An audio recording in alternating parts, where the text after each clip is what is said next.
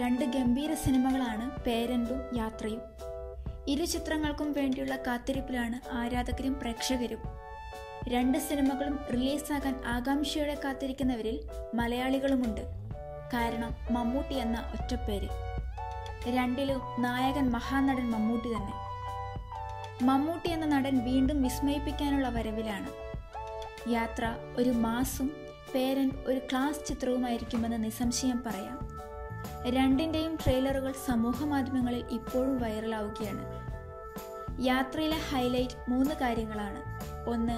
തെലുങ്ക് ജനതയുടെ കൺകണ്ട ദൈവമായ YSRയുടെ ജീവിതകഥ. 2.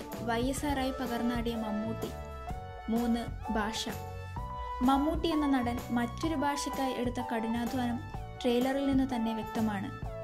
ചെയ്യുന്നത് അന്യഭാഷാ ചിത്രമാണെങ്കിൽ കൂടി താൻ ചെയ്യുന്ന വേഷത്തിന് മറ്റൊരാളുടെ ശബ്ദം വേണ്ടെന്ന നിർബന്ധം മമ്മൂട്ടിക്കുണ്ട്.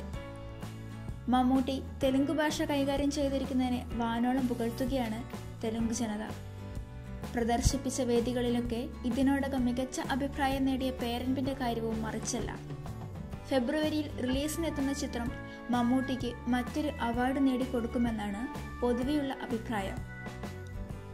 അച്ഛനും മകളും തമ്മിലുള്ള ബന്ധത്തിന്റെ കഥ പറയുന്ന ചിത്രം നമ്മുടെ കണ്ണിനെ ഈറനണിയിക്കുമെന്ന് ഉറപ്പ്. മഹാനടന്റെ അഭിനയ മികവ് വീണ്ടും കാണാനുള്ള കാത്തിരിപ്പിലാണ് ആരാധകർ.